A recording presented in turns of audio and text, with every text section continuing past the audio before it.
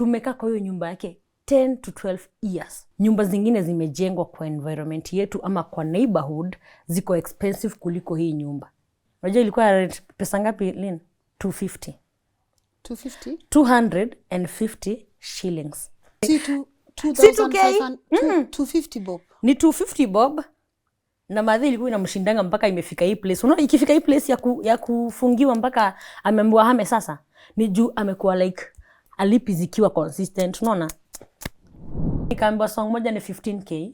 Na ujue mimi help yangu yote plus kulipa rent, plus kulipa school fees, plus kukula, plus kuhandle maisha yangu, kulipa ya madhe, everything. Niko tu na hiyo 15k. Hiyo song ilihit nikiwa Kampoli. Every day nilikuwa na make 150 200,000 one single day.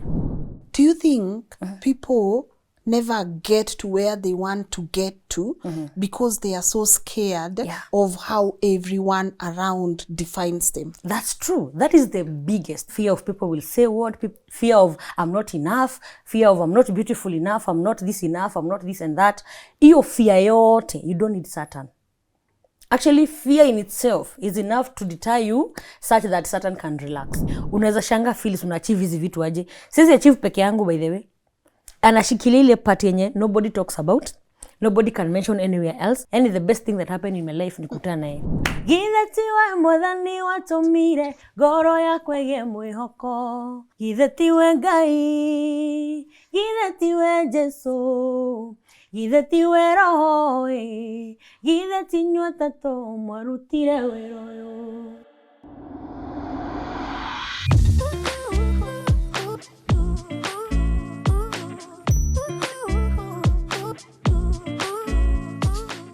A very good morning to you and a warm welcome to LNS Rebuilding Restoration Series. My name is Lynn Ngugi. Today's episode is dedicated to anyone that is doubting their gift right now. Someone who thinks, God, I have this thing in me, but I don't know what to do about it. Someone who is actually thinking they will never have a breakthrough and they will never even make it in life. I would want to term my guest story as rags to riches, but that's not what it is. It's a story of knowing that God has given you something and you can be able to minister with it and have people who have never even heard of you look back and even think, who is this woman? And I was just having a side note conversation and she's like, Lynn, imagine when I hear someone like my voice, I'm like, oh my God, I don't think my voice is all that, but her voice is all that. She's magnificent. She is a true believer. And I asked her, why do you even do what you do? And she's like, she cannot even imagine going back to that kind of life. And when you listen to her story, I want you to know that you can even begin the little you have. Just look at yourself and ask, what is in your hand, guys? What is in your hand? I tend to think sometimes we are waiting for such a big thing to happen to us so that we can be able to recognize our gifts. But today I want you to ask yourself a question. What is in my hand? What is within me that I can be able to use? Because that which you don't want to admit could be the one that sets and makes sure that you stand in front of men. So jiulizeni hiyo swali as I thank our partners of today's conversation. You know who it is, Kings Developers Limited, for always coming through. And I've said time and again on the show, if you are looking into owning a home with an ISO certified real estate company, why don't you try Kings Developers Limited? A reminder, they have beautiful apartments for you, affordable, medium range, upper end. Just call them. The numbers are showing on the screen, or visit them at their magnificent building at Prism Towers and tell them, Kings, show me what you have. Guys, remember,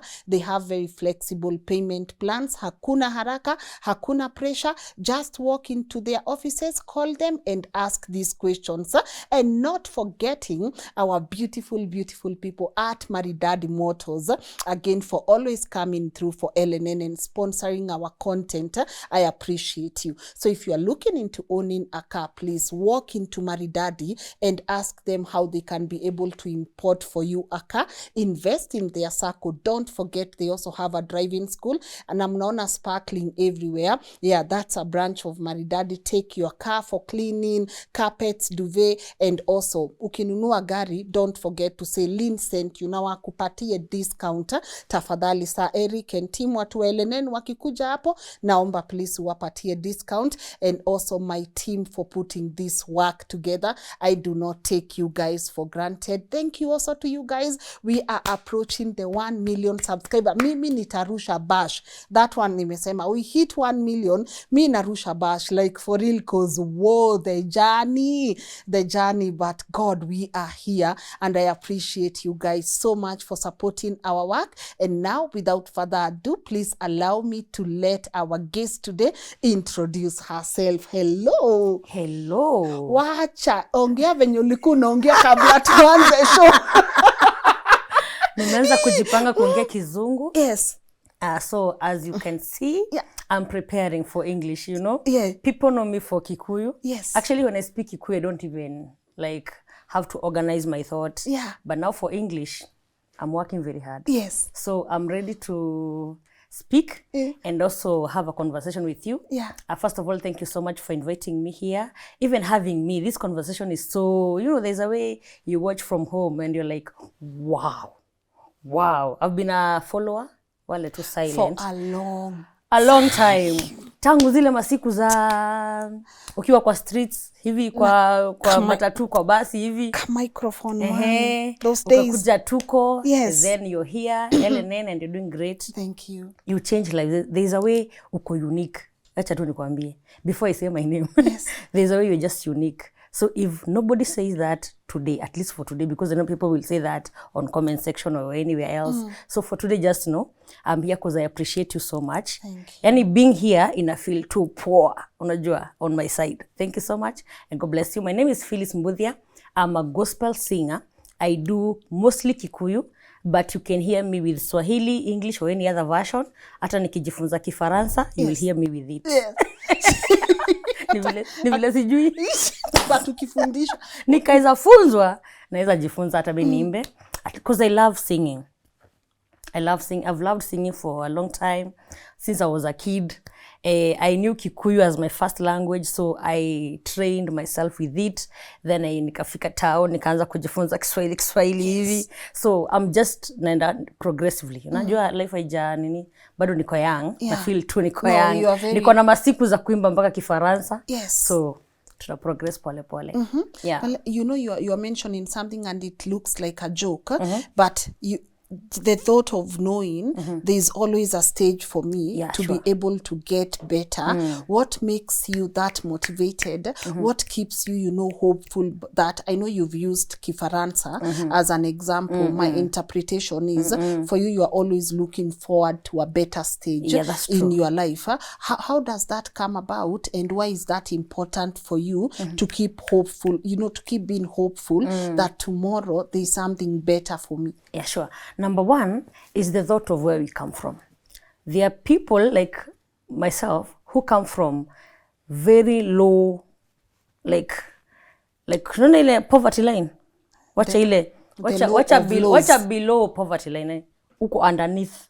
And uko at the core of, uko chini kabisa. So coming from such places, you don't have a way back. You can only have a way forward. So you're always trying to find ways that can work to keep you progressing. Yani huna a chance ya look back. So back there hakuendeki nyuma. So una progress na una feel like you can't go back. You can't afford to think. The thought of going back, haikupei ya money. So you keep trying, keep hoping, and keep researching, keep doing everything you can. Back make sure una feel your progress. And then something else I learned. When you move forward, naturally, even if it's not a big step, just a small step, it gives you a lot of consolation. And kuna vile una feelingi vizuri ukifeel moving forward. So you always yearn for it. Because when it comes, itakupea some peace of mind, Kuna vile unajifeel too poor. Yeah. So I cannot go back. Progressing is the only way. I have. You have. Yeah.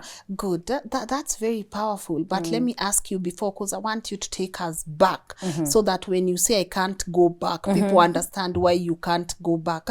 But there's always a question I love asking on the show. Looking back, did you think you would be here?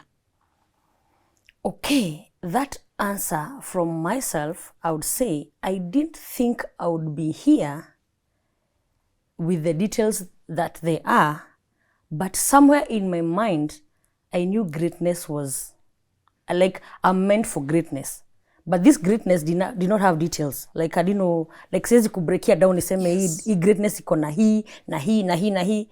But somehow in my heart of hearts, na uko ndani kabisa, even when I'm low, even when I'm ignored, or in a place where see your best of the places, still something in my heart would tell me, this is not the end, like something great is coming.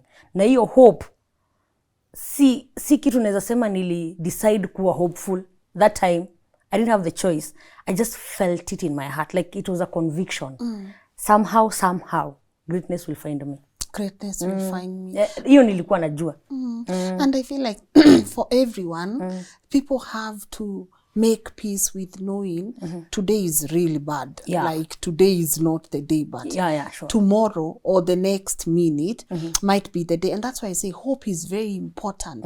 Just having hope and knowing, yes, I'm where I am right now, but God, tomorrow will be something. Yeah, actually, I took my time sometimes, which is I find it very nice. Like, looking back, nasemanga, that meeting was very important.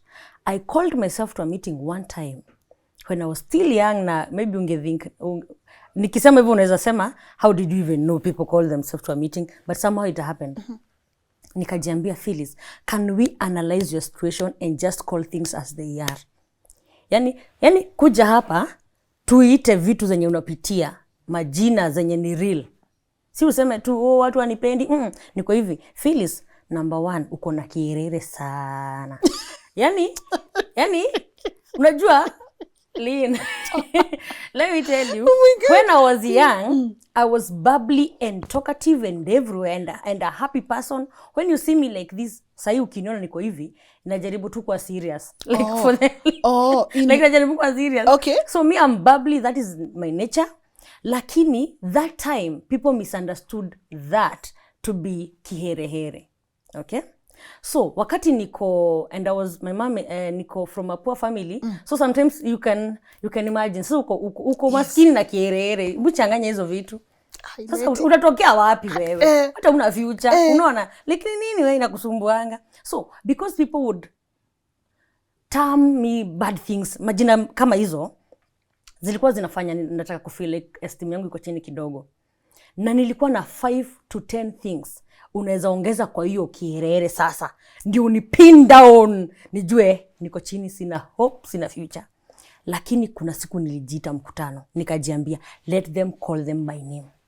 Tuseme, Phyllis, kitu ya kwanza, you are talkative. Number 2, inaweza kuwa kierere if kama mtu akupendi, inaingia kwa kategori ya kierere direct. Lakini kama mtu anakupenda atasema uko roho safi, uko unaongea vizuri, cause pia watu wananyamaza, mtu anasemanga amenyamaza sana huwezi muelewa. Lakini mimi utanielewa, utahafu kunielewa. Juu sina kitu kingine nimeficha, ni hivi tu venye niko. So, for those things, venye nilijiita, nikajiambia, you come from a poor family, and poor families are misunderstood naturally. Like somehow. Nobody's trained to understand them. Hapana. Lakini tajiri unaweza ngangana kumuunderstand. Unaweza ngangana kumuunderstand. Lakini maskini unamumisunderstand tu na siku itaisha. Unaona? So, nikasema, you have a disadvantage of coming from a poor family. Coming from a drunkard kind of setting, unajua hiyo ya changa, pombe, nini, coming from such. So, you have disadvantages following you.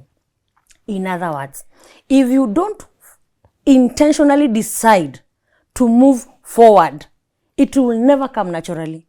Unaona? So, kutoka hiyo meeting nikajipanga, nikasema, from this meeting henceforth, if you love me, thank you for loving me, accepting me the way I am. Because this is just who I am.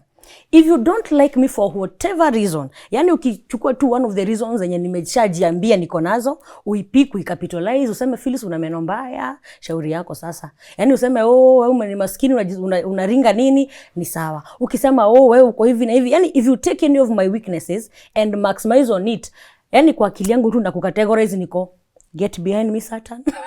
It's forward ever, backward never, and somehow that's how I'm here. Wow. Somehow tu. It's forward ever. Yani ni forward ever, backward never. Na kama unakaa ni kama uko na low vibrations, wacha nitumie jina. Ukileta low vibration kind of thing kwa maisha yangu, get behind me Satan. Yes. It's a forward ever movement. So, the way you see me here, ni results za hizo personal conversations. You are intentional about it. Yeah, sure. Wow. Do you think people never get to where they want to get to because they are so scared of how everyone around defines them? That's true. That is the biggest. Actually, when you have that kind of fear, let me call it fear. Fear of unknown, fear of people will say what, fear of I'm not enough, fear of I'm not beautiful enough, I'm not this enough, I'm not this and that. Iyo fear yote, you don't need Satan. Actually, fear in itself is enough to deter you such that Satan can relax. Ani anaweza chukua tu walk, tuende tu Mombasa. Wewe akuache umefungwa na fear, hashughuliki na wewe. Lakini kama unaweza jikubali, kwanza useme weakness zangu zote nazijua. Yani ukimention na useme kitu mpya. Najua. Au useme kitu yani mimi nazijua hivyo ndio niko. Wow. And then from there you can now focus on your strengths. Useme weakness niko nazo ni sawa. Sasa nini strength zangu ni gani? Those strengths, focus on them. Because those ones can put you in a position where your weaknesses are no longer seen. Unaona, nobody can focus on the weakness anymore. Yes. Yani ukifocus na weakness, mtu ako una nini nakusumbua? Uko bado, unaona? Kwa sababu the strength is already so much outside. That is what I did with myself. Yeah. That's powerful. Take us back, you know.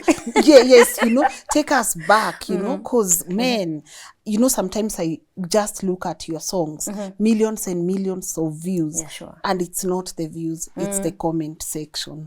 Yeah. For me, it's always the comment section. People write you paragraphs. And they write positivity. Yani mimi comment section yangu mi huisoma. Pia mi huisoma one. Oh, yeah? Hakuna comment sijasoma, Okay. by the way. The negative ones are like 3 in like a million comments. Yes. So, I read them. And what I learned from them is that people, the way they see me, actually is way better than what I would want to project. It's way better. So, hiyo ndio inanipeanga pia strength. Unajua, yani nikitembea kwa streets natembea shoulders high. Yes. Because najua watu wengi kuna vile wananiona better than I would project. Yes. Now, let me take you back. Go. Yeah. I know this taking back has taken long. No, it's all good because I meant to say like you have crazy amount of people who just relate to your gift, who relate to your music, and the paragraphs are crazy, like they are so long, you know. And now it's coming from someone who, had you not made a choice to say, I'm going to focus on my strength, Yes. and one of your strength is your voice and your music, Yeah, right? sure. I want to get to understand the kind of lifestyle you grew up in, right? Then the breakthrough, right? Sure. Yeah, sure. And then this moment where you knew, oh my goodness, I'm already here. Niko hapa, and where are we going from here? Yeah, sure. So, first of all, I'm going to say I am a fourth born in a family of 5. So, my mom raised me as a single parent because my dad died, but before my dad died, they had separated. So we were already in a single family, kind of single parent family, but our dad was somewhere, like somehow ungemkuta naye tao, hivyo ungembump, ungebump on him, you know. But ikafika place tukasikia yako mgonjwa amepass, so that was done. Just sometimes wakati wako separated kuna hope. Lakini ukisikia amepass, then you know. That's all. So, grow in a family where before they separated, they used to fight a lot. And when I came to know myself, ile time unajuanga unaitwa Phyllis Nyambura, you can write your name, you can go to school, you can do this. Our family used to brew changa. So we were this kind of family yenye chaotic tu. Shune family za changa venye ziko chaotic. Like walevi wanalala kwenyu. Polisi wanashindaka kwenyu. Wanaamkiaga kwenyu. Kukipiganwa vita ni kwenyu. Mtu aligongwa alikuwa kwenyu. Unaona? Yaani kuna kitu ilifanyika Kisanga kwa kijiji ilifanyikia kwenyu. So even ndo niligrow. Kwanza hiyo ndo siku za kwanza kujua dunia. That's how I was introduced to the world. So I could see men fighting in our compound. I could see police coming. I don't know who was done what. So even ndo ilikuwa. Then later, my mom decided to get saved. Akachana pombe. Akacha kuipika.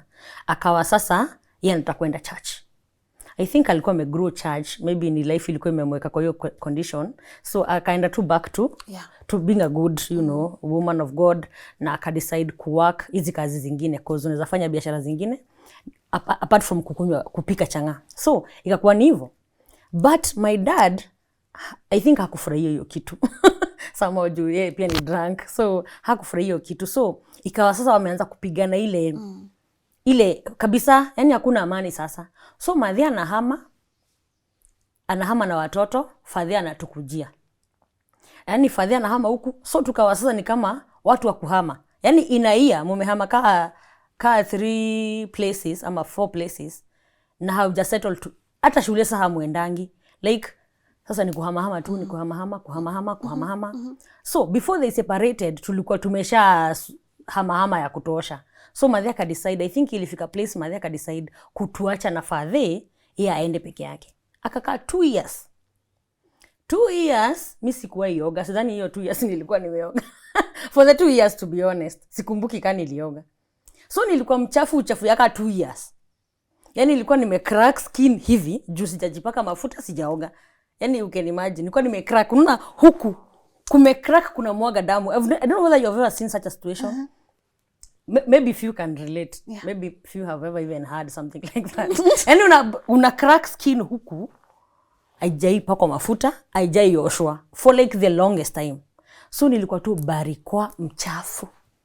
Sasa huyo ndo mimi. Na mimi ndo nilikuwa the only girl because we were 4 at that time. I was the fourth born na hatukuwa na last born wetu. So ilikuwa tu mimi ndo last born na mimi ndo the only girl. Hao wengine ni boys. So you can imagine. Yeah. So father literally venye madhe alienda ndio father pia alienda. Yani father ako na mpango wa kando ameshahama. Sisi tumebaki kwa hii nyumba, sisi ndio watoto na sisi ndio parents. So we are taking care of ourselves literally. You have to go to your neighbors to eat. You have to go to the streets to get food. Kitu kama arrangement kama hako. In other words, where jisort, ukuje jioni. Yani tu you just have a place to sleep. But we didn't have an order of, we're going to take breakfast at this time, lunch ni this time, hivyo. But brothers zangu hawa kubwa, somehow walikuwa wanajipanga, sometimes, ikiwezekana, wana find food, tunakula pamoja. Hiyo ni once in a while. Most times utahave kusort life yako, ukujeka umeshiba. So ukikuja, unalala tu, asubuhi unaamka, unaorganize maisha yako, inakaa ni kama uko kwa dunia kako, in the whole family. Yani hamna time ya kukaa mseme, ya one huge family. Yeah. So mamangu alisikia hizo story, cause yeye penye alikuwa anakaa, somehow kuna watu walikuwa wanatoka huku kwenye tunaishi, Dondori, kunaitwa Dondori. Dodoli, mali kuna samau watu wanakunywa jina gambut. Huko ndo tulikuwa tunaishi. So, ilikuwa tunatoka huko, wanaenda tao, wanakutana madhe once in a while, wanamwambia watoto wako wako hivi na hivi. So, hakuwa anafurahia cause alikuwa na feel like to let down. So, alingangana. After like 2 years, akakuwa amejipanga, ametafuta kahao, tu vitu, tu nini, akatukujia. So vile alikujia watoto, haikuwa easy kusema ati nakujia watoto na baba yao hajui. Unajua hizo ni vitu ni makesi, hizo domestic things. So ikakuwa makesi, but tukaenda up na madhi. So kukaa na madhi ilikuwa sasa situation yenye pia yeye hajazoea kuwa na watoto. So kuna vitu mingi zina have ku slow down. Jua peke yake unajua unaweza peke yako unachapa maraundi nini. So ako na watoi lazima tupeleke shule cause yeye alikuwa a strong believer. Watoi lazima wasome. So, mimi napelekwa shule na fanyishwa interview nakumbuka nilifanyishwa niandike boy, girl, sijui majina gani. Sijui hata teacher anasema nini. Na nilikuwa class 1 by the time madhe anatoka. So ningekuwa kama class 4 by the time madhe anarudi. Unaona? But sikumbuki kitu yoyote. Nikapelekwa interview, nakumbuka nikiambiwa teacher akidiscuss akasema, "Oyo ole ndale kindu aranyita. Huyu hashiki kitu. Mupelekeni class 1." Nikarudi class 1 na nikaanza tena from hapo ndo nilianza the journey sasa for my education. Nikasoma class 1 up to class 7 hivi. So class 7 so tukaanza ile situation yenye nilikuwa napitanga vizuri na perform vizuri, nilikuwa by the time nifike class 7 sasa najulikana mimi nikachupi hivi kidogo. Juu pia niko na miaka mingi kuliko hao wengine. So somehow nashika hizi vitu haraka. Yes. So ikawa siko mbaya. So one time ika happen one lady walikuwa nafanya job na madhi hizi za kwa shamba ya mtu, yani unapima tunasemanga mafuti vibarua tu hivi. Yes. So ikakuwa huyu mama church yao kumefanyiwa advert ama announcement, ikasema kuna shule fulani mahali fulani inataka ku give back to the community, wanatafuta watoto chupi. Hiyo imefanyika kwa church ya huyu mama kwao, lakini sisi tuendangi hiyo church. So huyu mama akiwa kwa congregation akasema, by the way, hiyo advert, hiyo announcement ina sound inaweza favor Phyllis. Phyllis ni mimi sasa. Na tuzomangi hiyo church ni rafiki ya Madhi. So the following day akakuja kaambia Madhi, kuna kitu ilisemwa kanisa, nataka tuende tukaulizie vizuri. Ilikuwa inasema aje like tuende to follow up. Yes. Madhi kusikia mambo ya masomo na venye anachangamkianga hii kitu akasema, acha tuende. Ni chief wetu by the way wa Gikongo mpaka saizi yako huko kwetu Karonga. A very good man. Akasema that's a good one. Wewe marks zako zinakuruhusu. So akatupea direction, tukaenda shule. Tuka the whole story short, long story short, tukasema tuende tuone kama nitapata. Though ilikuwa position 4. Yeah. Kuenda shule wakasema tupe mpaka position 1. So hiyo chance moja ikatokea, 4 other chances. So tukaenda number 1, 2, 3 na mimi number 4. So tuko wote classmates, tumehamishwa to this new school, hii boarding ya Wasonko. Yani shule yenye sasa ndo mnakula asubuhi mpaka mkona yani nilinaona. Nilitokea home holiday ya kwanza, natokea shule Madhi yako, "Gayuni mwana wako." Like nilikuwa nimechange, yani shona ushamba imetoka kidogo. Sad thing ni ati hiyo shule nilikuwa sijui kuongea Kizungu. Hapo ndo depression ilikuwa karibu kuni crash. Juu nimezoea Kikuyu from morning, shule, anywhere. Yani kuandika hivi ni insha, composition and I'm done. Mimi na Kizungu na Kiswahili tumemalizana. So any other day ni Kikuyu kuongea. Sasa hapa unakuta class 1 wanaongea Kizungu.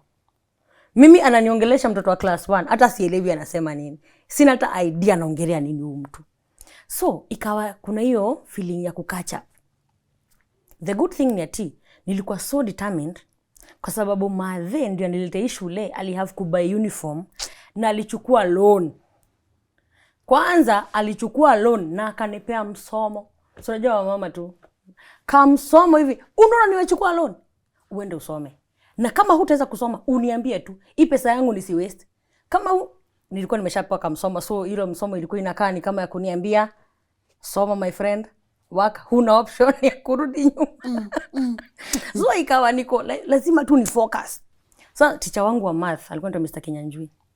Ndio alikuwa mmoja wa wale wa kunipea sasa ile feeling ya working hard is not an option, like it's the only option you have. Akakuja class akasema, the first exam nilifanya nilikuwa number last. Nilikuwa last of the class, like mimi ndo nafunga pale mwisho. Akakuja akasema, nobody anakujanga last from my class. Kwa sababu unajua mko na A, B, C, D classes. So yenyu ndio imeproduce the last person this time na ni wewe. Unaona hiyo picha? Yes. So teacher akiingia class amekasirika, amefume na ako serious. Ako ready kuvunja mtu mifupa like somehow. Aliniambia, pack your bag nikupeleke hiyo class yenye iko nyuma.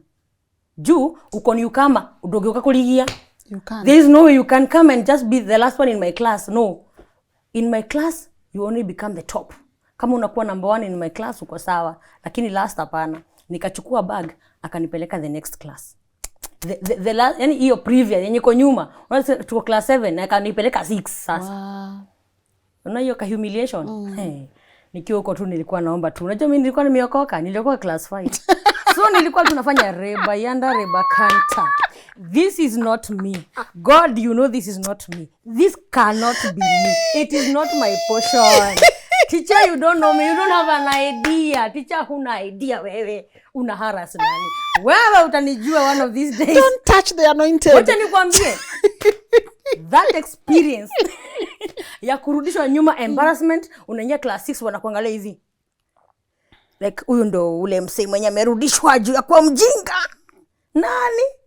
We, nilienda fasting. Officially nikaingia fasting from that day. Though nilipelekwa class yangu juu ilikuwa tu kuharasiwa, hiyo gedha ingine akanikujia. After break akanikujia, akanipeleka sasa class yangu na akanipea kamsomo. You've learned your lesson. Yes. Nani ukweli? That day nika make a commitment. Fasting 1 whole week. Sikunywi chai, nakula tu sapa. Lakini hizi food za mchana sikuli. Prayer item, God, this is not me. Represent me in a better way. In class what? I was in class 7. 7? Yes, You're I was only 14 fasting. years. I was only 14 years. Nikaambia Mungu, God, I want us to do an agreement. Yani tukubaliane ya kwamba mimi nikitoka hii shule nikifanya KCPE because I'm in class 7, I have class 7 and 8. Si ndio? Yes. Hiyo ilikuwa first term. Yes. Nikamwambia God, nataka nikifanya KCPE hii shule iwe imeshajua huyo mjinga akuangi mimi. Yani huyo mjinga wamenipaint. Unajua kuna vile umepaintiwa sasa unakaa the black sheep mpaka ukipita shule watu wanakupita hivi. Wanakuangalia ni kama guy. Unaweza kuwa mjinga hivyo. Juu hii shule. Oh my God. Hii shule ni shule ya masonko. Na wale wenye wanakujanga last somehow walisha form, they have their own way. Wanajuanga last ni so and so, ni so and so. So mimi ndo nimetokea mpya kwa hiyo list. Haikuwa easy. Nilikuwa na feeling damu inataka kukimbia, depression inataka kunishika. Juu nimezoea kuwa number 1 shule yetu, nimezoea kuwa number 5, top 5 na feel good about myself. But hapa ndio nikajua dunia si rahisi. After my fasting, the biggest thing from the fasting ilikuwa tukubaliane na Mungu, I will represent him in the best way I can. Like anywhere they say, come pray, come do this, come lead us in worship, come lead us in songs, come do this. Something that is Christian related, I'm gonna do it. Na kama ni kitu inaka kupita, kuanguka, Mungu unisaidie hapo sasa. Wewe shikilia hiyo na mimi nikushikilie huku. So anytime teacher anasema who is gonna lead us with a song, hata singoje aseme Phyllis. Natokea tu. Nawaambia pigeni makofi, tunaimba. So hiyo nikasema hiyo ni kazi yangu officially. Yaani nimeshajipea hiyo ofisi. Yes. Naye Mungu tumekubaliana usiniangushe. Hii part ya mathematics 50, mathematics 10, hapo nao niangalie. Isikuje ngumu, yani zikisetiwa na huko make a way. Do you know what? By the time nafanya KCPE, tulifanya ile exam inaitwa MOOCs. Kunakuwa na MOOC. Yes. Hizi ma private schools ziko na katabia kwa exchange papers. Yes. Unajua mnamakiwa hii shule ina mark ya hawa hivyo. So Nakuru kuna shule kama Lions, kuna Carols, kuna Victornell, kuna nini, so waka exchange hiyo time sasa. Mungu naye. So tulikuwa parade, tunaitwa msafara. Unajua venye mnapangwa from last to one. So ikafika number 10. Mimi kuwa number 10 haikuwa inakaa big deal. By the time tunafika class 8. So haikuwa big deal. 10 naweza kuwa. So teacher anauliza, who is our number 10? Shule ina suggest. Unaona ina scream jina. Phyllis. So number 10 ni mimi. Teacher anasema you are wrong. Ni so and so. Anapangwa. Nilienda hivyo mpaka number 1. Hey! Yani by the time nilikuwa number 1 nilikuwa tu, what do you want to become when you grow up? Doctor. Hauwezi nipinga. Unasema tu you are a doctor indeed. Inabidi unasema tu Dr. Phyllis. Aungekata. Sasa then nikafanya KCPE. So the highest time na feeling God alinifaitia. Actually, do you know what that testimony did to my life? Unajua nikusema nini? Mimi nikisema napata ndege ya my friend Lynn, kaa tu na mimi vizuri. Nitaiendesha. Because hiyo power moving from number last nilikuwa number 181. ile mwaka nilikuwa last. Mpaka number 1 out of 181 is not easy. It wasn't easy. But God had stood true to the agreement we had. Ama uone hivyo. I see that. So, mimi sasa nikisema Phyllis, nataka tu kudea niendeshe kandege. One of these days private jet. I'm coming for you. Tusema tu hivyo. Okay, tumesema. I'm telling you. Wewe usicheze na mimi. Mimi niko sure nitaipata. Nika karibu na. Yaani karibu na. So, si feeling uoga nikibelieve in anything. Yes. Kwa sababu ile kitu ilinipea ile the ground to believe. You know? The affirmation. Yani right affirmation. Yani nilifeel kabisa I can be anything in this life. That is the day I knew that. Kwa sababu hiyo siku Mr. Kinyanjui nilitafuta. Akanisifia. Akanipeleka from room to room. Yeah, Phyllis Mbuthia, I encourage you as fellow student. Hiyo siku ni mimi wako na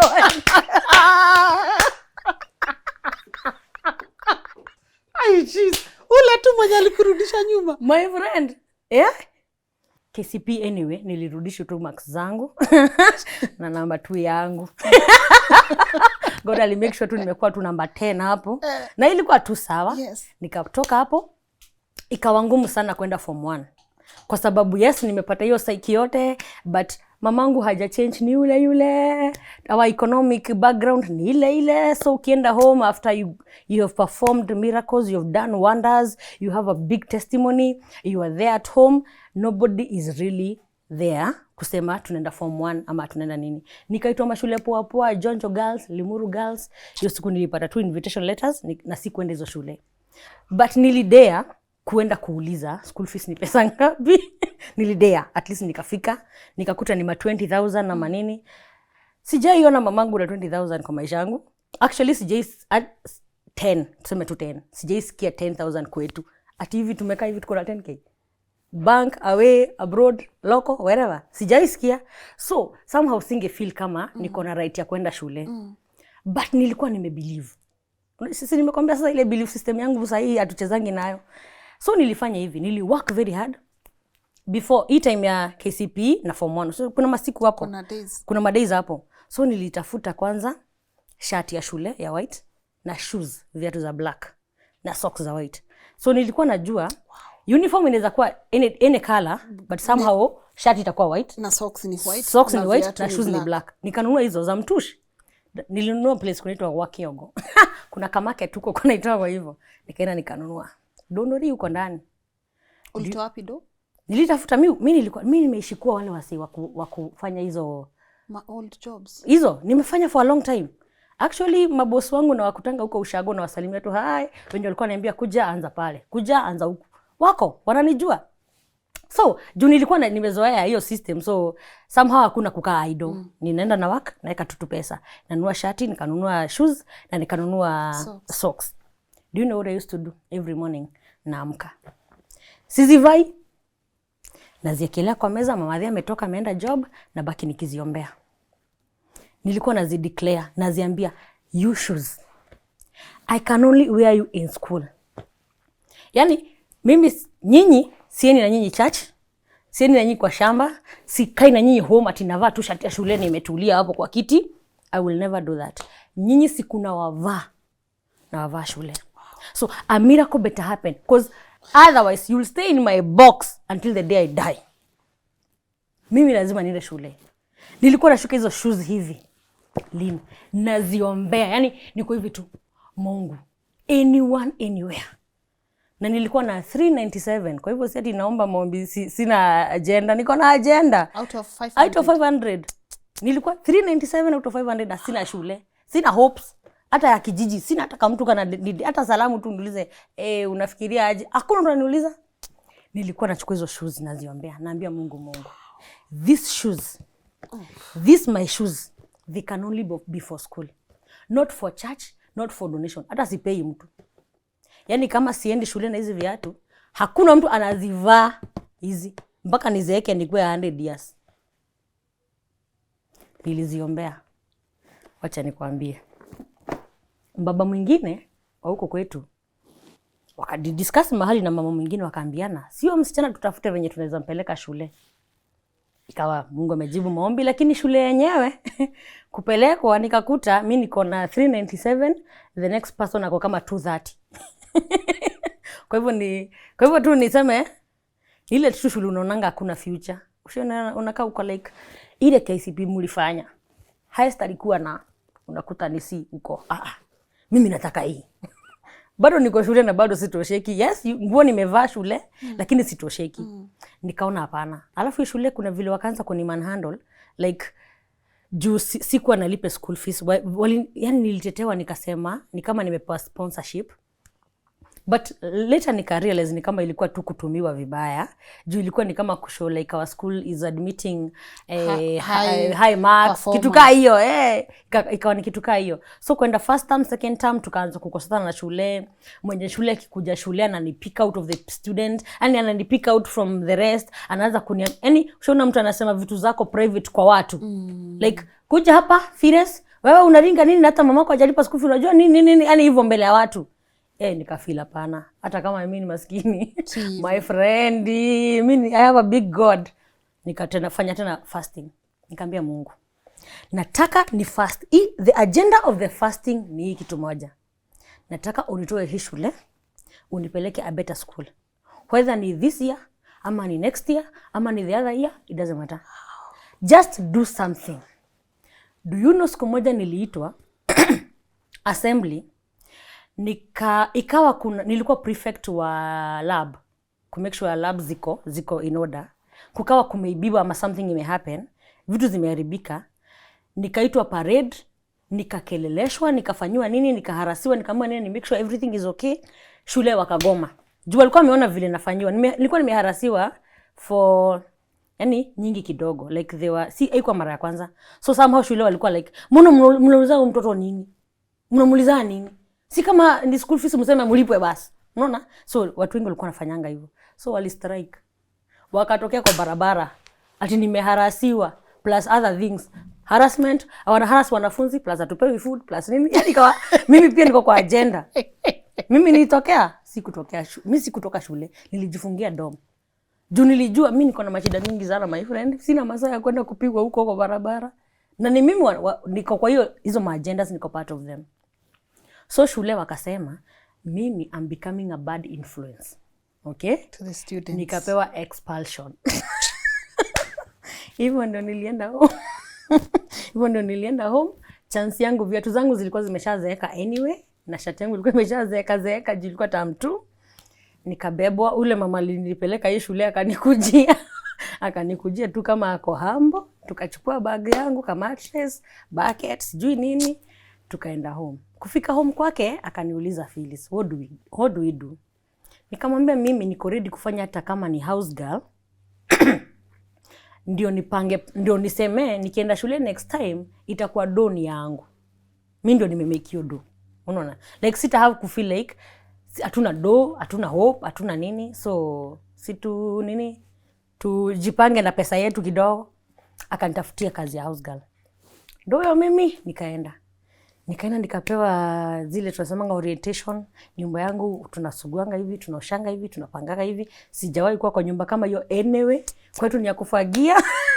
Sijui kusugua tiles, sijui kudeal na sink. Mimi najua unachukua tu bucket na basin na nini. Nikakuta dunia nyingine tofauti kabisa.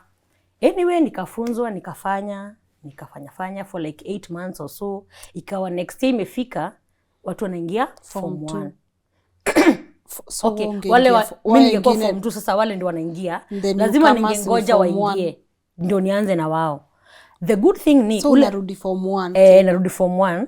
So the good thing ni wenye kwenye nilikuwa nafanya job, huyo baba mwenye huko alikuwa one time ameniuliza, unakaa sharp, kuna vile uko sharp, ukaidanda. Nini kwa nini uko huku?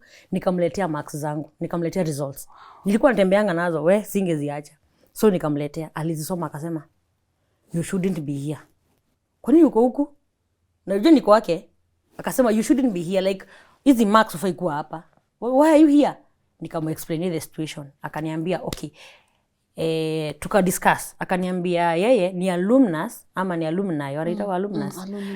Wa hiyo shule yenye nilikuwa natamaniji kuenda, yenye at least inge work. Unaona? Like naweza prefer kwenda hii shule. nisiende huku but niende huku, unaona. So akaniambia mimi hiyo ndio shule nilisomea, nitakutafutia chance.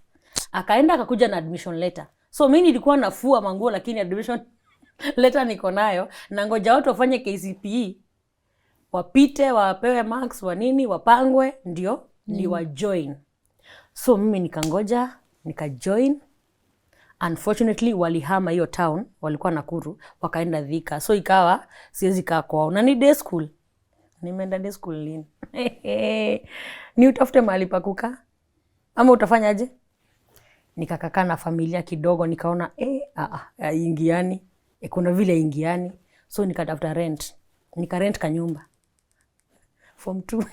Nilikuwa natokea kwangu hivi. Mimi ni tenant, wewe. Na niko form 2. Form 2 nakaa hivi kwa class, niko hiyo rent naitoa wapi? Hiyo rent. Mbona sijalipa rent? Alafu ujue kuna rent. Ulikuwa unalipa how much rent? Nilikuwa nalipa 1500. Ni do mob 1500 juu wenye walinitafutia walikuwa teachers wangu. Waka-advise wakasema tusimpeleke zile estates cheap.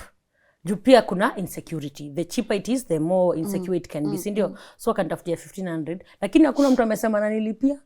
Wamenipeleka tu like somehow wamenisettle. But natoka sasa kwangu. Wamechomoka. Sasa mimi natokea kwangu hivi asubuhi.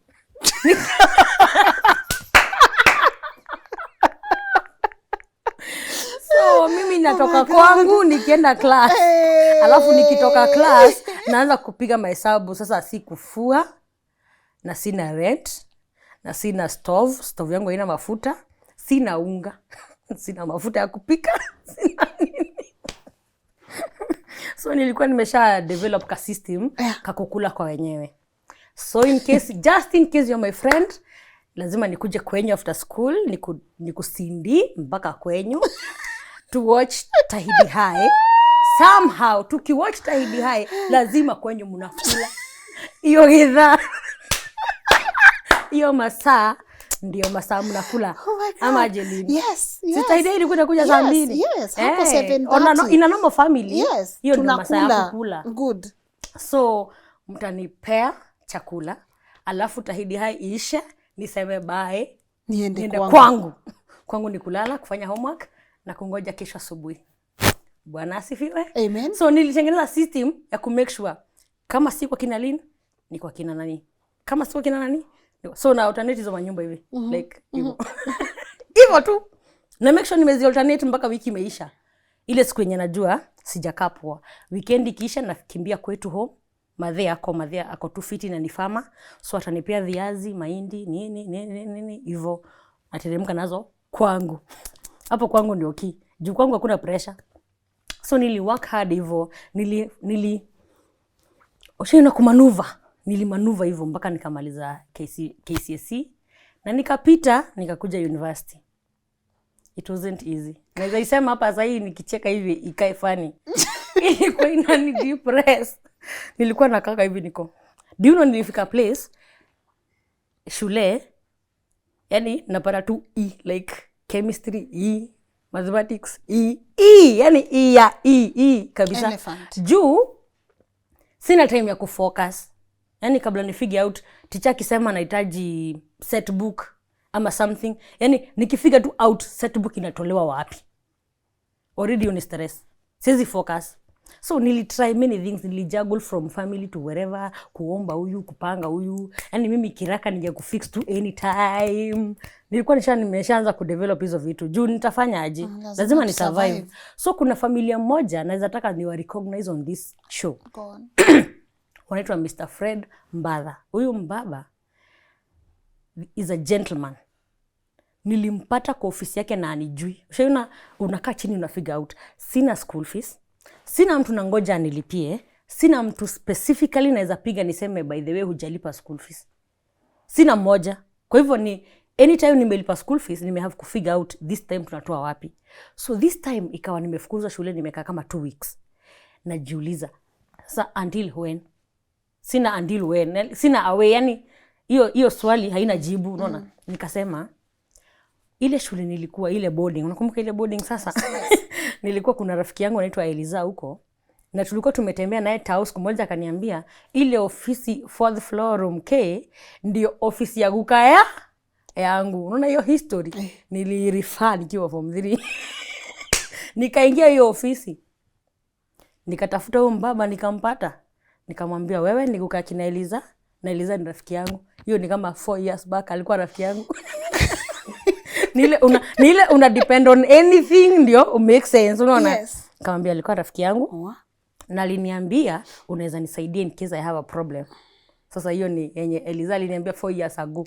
Lakini hakuniambia hivyo. Ni mimi naitengeneza tukiwa hapa sasa. Alikuonyesha tu ni kwa. Alinionyesha huyu ni guka yake. Na ni ukweli ni guka yake juu alimjua. Yes. So nikampea ka explanation like this is what I'm suffering, this is how it's going, hivi ndio kuko na hivi ndio kuko. Nikamshow results sleep zangu. Sikuwa na perform vibaya like at form 3 somehow. Nilikuwa tu somehow you know nangangana tu. Nikamshow. Akanilipia school fees. You know the best thing. Halafu akanipromise usiteseke sana, usikose kuhustle, lakini ikigonga mwamba unakuja. That was the best relief ever. Hata hakunilipia timoba term 3 term 4 term 5 hivyo. Ni hiyo tu moja ndio alilipiwa bulk, the rest alikuwa kama 500 kama 1000 kidogo hivi. But the best thing alikuwa ananiandikia messages za hope every morning. Yani akiamka hivi asubuhi kitu ya kwanza ni kuniandikia hello Phyllis, please remember God is always on your case, he is working hard to make nini. Ali ananiandikia tu nikisoma every morning niko hata kama sina pesa, hata kama sina food, there's somebody thinking about me, na at least anaona future yangu bado kuna hope, unaona? Guess what? Juzi nimeimba nimeenda US, nimempata huko. Sio mnapatana mko like tulionana wapi by the way? Unamkumbuka uko like kai koyoko. Unajua? Yani nikikumbuka tu hiyo situation niko like wow. Tulikuwa tupatane tena, like tupatane in this kind of an environment where nobody is suffering. Yes. Really, you know, we are doing something with our lives.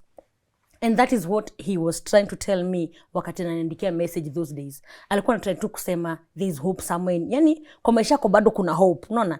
Sasa nikikutana naye na already hope ndio isha kwa reality, unaona aje? It was so good. Yeah. So some of those people, they are many, they are too many to be mentioned, but I thank God for that one. He did a good job. And hiyo part ya hope tu. Wachana part ya pesa. Hope ndio ilikuwa mingi kuliko pesa. And he did a good job. Wow. Anyway, so I came to the university. Nimeshapita this time, sasa niko na help. Hiyo part ya help ni muhimu. Uliingia UN ama KU? KU main campus. Yes. Sasa uko na help. Unajua help ni kusema nini? Yes. Help ni kusema uko na mshahara. Usicheza na mimi na mshahara. Yaani nimekaa kwa maisha yangu sije kuwa na your expectation there is money coming, there is somebody doing, but this time the government is responsible for me. Now I can sit back, relax and wait for the money. So ikawa nimeingia form 1. So nimeingia form 1 year 1. Year 1. Ni year 1. Hey, this time. So niko year 1. Yeah. Nimeanza kukaa sasa wale watu wa university, unajua venye unajifeel vizuri. Madhe, first exam, first semester, ni semester. Yes. Ni semester. Yes. First semester, first exam. Niko kwa exam room hivi. Naona niko na katululu zile tunokia. Ninaona kana ring, nakachukua. Oni madhe. Mamangu kuongea naye amelia. Lynn amelia. Niko gai nini madhi. Unajua mimi nimekana mamangu na hizo mashida zote tukitry kufigure out mpaka tumeelewana. So sitaki mahali nasikia ni kama sijaelewa nini naendelea. So akili hivi niko madhi nini? Nili have tu kutoka nikaacha exam by the way. Niko like nitakuja kumaliza baadaye, acha kwanza nijue nini. Madhi ananiambia nimefukuzwa nyumba na hapa nje kuna kisanga imetokea juu landlady amemeka whole scene leo, amenitukana matusi yote, watu wote wako huku wanajiangalilia. Yaani vile tunaongea saa hizi ndio watu wameanza kurudi manyumbani zao juu kutokea scandal like toa kwa nyumba yangu, hata sitaki unilipe rent nyingine, hiyo umelipa imetosha, sijui nini uhame saa hii. So nikauliza madhi nini mmefanyana? Okay, ni a whole compilation of their issues, but imefikia hiyo point. Ile part inafanya madhi analia nijua amemembarrass mbele ya watu. Ingekuwa tu amemuita kando wamediscuss tu venye wanafanyanga on another days, ingekuwa shida. So akasema hata chukua rent ingine yetu tuna have kuhama by force. Lakini ujue hii day amemfanyia hivyo, tumekaa kwa hiyo nyumba yake 10 to 12 years. Kwa hivyo huku ndio kwetu. Yaani wakati nasafa town, nikisafa, nikitaka kwenda home, huku ndio nakujanga. So sina home ingine apart from here environment. Na for the longest time kukaa kwa hiyo nyumba zingine zimejengwa kwa environment yetu ama kwa neighborhood ziko expensive kuliko hii nyumba. Because ukikaa place for 10 years zingine zijengwe zinakuja zikiwa modern, unaona? So madhefia yake ni, unajua ilikuwa rent pesa ngapi Lynn? 250. 250? 250 shillings. Yaani tuso na finje. Nisema hivyo? Juu nikisema unaweza kadhani ni si 2K? 250 bob. Ni 250 bob. Na madhi ilikuwa inamshindanga mpaka imefika hii place. Unaona ikifika hii place ya kufungiwa mpaka ameambiwa hame sasa. Ni juu amekuwa like alipi zikiwa consistent, unaona? So mimi nimefika kampo na niko na hii help. Somehow niko na hope ama aje. Somehow mimi ndio sonko ama unaona aje? Yes. So nikaambia madhi tufanye hivi. Wewe breathe in au breathe out, ujipange tu kuhama. Kwa sababu tukisema tutafute ploti ama tutafute mali tunaweza jenga, haitakuwa possible. Hakuna mtu mwenye ni songo hivyo kwetu, unaona? So we hama tu, nikulipiange hiyo hao yenye utahamia. Sasa mimi ndio sponsor. Umeweza kuniona sasa. So nikaambia madhe, wewe tafuta tu uhame. Ukishahama, mimi hiyo nyumba isiku stress. Juu hakuna nyumba kwetu ilikuwa ya less than 1,000. Kutoka hiyo time yani unamtoa 250 to 1,000 na hii 250 ilikuwa shida. So ikakuwa mimi ndio nasema sasa nitajipanga tu, nitakuwa na balance tu mahesabu zangu tu hivi. Huku Nairobi najipanga tu kijeshi. So ikawa ni hivyo, akahama, tukaenda nyumba ya dhao per month. Mimi ndo nalipa. Nikaambia Mungu. Hiyo siku pia nilichapa tu fasting nyingine kali sana Lynn. Nilienda tu prayer mountain. Nikakaa chini on the floor. Ushakaa chini tu kwa mchanga. Nikaambia Mungu tu nataka tu nikwambie kitu. Mimi nimetembea na wewe kutoka zile masiku tu zile za kuja number 1 out of the whole class na ujeni fail. Nataka nikudare with one more thing. Nifanyie tu favor moja, unipe tu 1 million. Nimeshachukua karamu na karatasi nikahesabu 1 million inaweza fanya nini. Kwetu ploti ni 300,000. Kwa hivyo nikitaka kubaia madhe place nimjengee, lazima kwanza nikuwe na 300,000. Ndio nyumba ijengwe, somehow hata kama ni ya matope, hata kama ni ya any version of a house, lazima itakuwa kama at least 500. Ama at least maybe 200. That's the least you can do. So in other words, mimi need like 500,000 already kujenga nyumba yenye ni ya matope. Na tukaweza taka kujenga ya mawe. Hata kama ni kadogo. Maybe 1 million itafanya. So niliambia Mungu, hakuna kitu kingine mimi natafuta. 1 million. Nijenge nyumba ya mawe. At least tutoke from hii nyumba. Yani you feeling ya kufeel like we are useless, nothing, nini, to feel too better like human beings somehow. Nilikuwa na feel that is the only way we can do. Kwanza madhe, kwa sababu kuna vile alikuwa na feel like, yani ukimuongelesha una feel tu ako lamentation, like every time akiongea tu ni lamentation, na feel vibaya, juu tunashare hii bond. Unajua first daughter na madhe, kuna tu vile. So ikawa hiyo ndio prayer yangu. Nikaambia Mungu, sitaki nifanye anything that can yenye inaweza kukasirisha. Lakini kwa zile vitu hazikukasirishi, si utafute moja. Yani kwa hizo vitu zenye ziko, hizo vitu mzuri zenye zinaweza please God, where can we find one? Moja tu yenye inaweza make 1 million. Okay? Juu kuna mingi mbaya, unaweza shoot watu, unaweza kuwa mwizi, unaweza kuwa burglar, thief, whatever. Unaweza fanya many things, scam, nini, unaweza fanya vitu mingi, but kwa hizi vitu mzuri zenye ziko straight, why don't we find one? Sasa kwa hiyo mission ndio nilifikiria kuimba.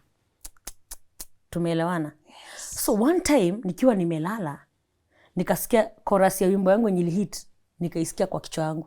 Nikaamka, nikaenda choo, tulikuwa tunalala na roommates. kampo uko na roommates, so wezi make noise saa 8 usiku unaenda unapiga mawimbo huko na hapana. So nikachukua simu nikaenda choo nikarecord ako ka voice, alafu nikakuja nikakarudisha simu yangu hapo nikaendelea kulala. Sikukumbuka about it na siku refer to it mpaka tukafunga shule tukaenda home. So this day niko kwa shamba nafanya tu ile, unajua tuko na kashao kamoja hapo, kashao ni kanini, kandama. Fikiria na Kikuyu ni kazi ngumu sana. Kandama. So na work hard to make sure kamekula, kamenini. Yani hizo tu majobs za ushago unaziona. Ndio ile song ikanikujia. And I had all the space all the time. This time niko personal, yani niko na personal space. Naweza piga nduru venye nataka juu niko kwa shamba na shamba ni kubwa. Nilipiga trials huko, nikaimba. By the time naenda home nilikuwa nimespend like 5 hours. Sijafanya kazi yoyote juu literally nilistop kufanya job, nikafocus na hii ngoma. Nikaitunga, nikaimba, nikaomba, yani ikawa like a moment, really, you know, really a moment ya God tu, meshinda tu na God, like when you nasema I met God in this place. Unaona? Nikaimba hiyo song, nikaandika, nikaenda home nikaiandika kwa book na nikaika kwa roho yangu sama ya special juu nilikuwa na others zenye nimetunga tu nikifua nikinini, so I sound that serious. Nikaambia God, sasa God, sitaki unipe any other song in my mind before this song is out there. Yani any other blessing you're bringing in my life, let it not be in song form, let it be in capital form, in any other way form. Any breakthrough kitu ingine si ya kutunga wimbo. Because this song was not my number 1 song. Was like number 100 or something. But this one was special. Like kuna vile ili feel. You met God. Kuna feeling sasa. So, nikakuja tao. Nikakuja KU. Si term imeisha, saa holiday imeisha, nimerudi shule. Niko kwa hiyo process ya kufigure out where do we start, what do we do. Nikaenda place. KU, uko nyuma kuna estate ya student. Nikakuta msee anauza CD, nikamuuliza, mtu akikuwa anataka kurekod ngoma. Na uko na ma songs, uko na ma CDs, uko na manini. Yani wewe una idea gani? Yani mtu kama mimi mwenye ana idea unaweza msaidia aje? Akaniambia mimi sina idea pia, bro yangu ndiye anaimbanga. Nikamwambia, nipe namba ya bro yako. 1 minute niko na namba. Bro, sasa. Wewe ni bro ya so wewe. Sasa mimi nataka kuimba. Hapo ndo nilianza. Akaniambia nitakupeleka studio, nikuoneshe studio, wewe ujipange kipesa, lakini mimi kukuonesha sina shida. Akanipeleka Dede Records. Kufika Dede nikaambiwa song moja ni 15k. Na ujue mimi help yangu yote plus kulipa rent, plus kulipa school fees, plus kukula, plus kuhandle maisha yangu, kulipa ya madhe, kuhandle maisha yangu, yani everything niko tu na hiyo 15k. Kwa hivyo help inabakingi 15k na studio wanataka 15k. Nikasema hiyo haitawezekana. Wacha sasa nifanye kitu inaitwa CDF application. Kwetu kuna 2 constituencies zenye kwetu environment ya kwetu ilikuwa inalai huku ama huku. Tuko kwa border, so unaweza belong kwa hiyo constituency huku ama huku. Kuna Nakuru North na kuna Subukia. So mimi nikajaza ya Nakuru North CDF ndio nipewe inaitwaje basari na huko kwingine. Thank God wakatuma wote. Ile the next year sasa wao wakatuma kama 10k au wengine wakatuma kama 8k. So ikawa mimi niko na 18k ya government ya free plus help. Yani zote ni za free tuseme. So after kudeal na mabudget zangu nika record audio. So hiyo audio moja ndio song yenye ilikuja kuhit. Actually ndio song yenye watu wengi wananijua nayo. Na hiyo song imechange maisha yangu.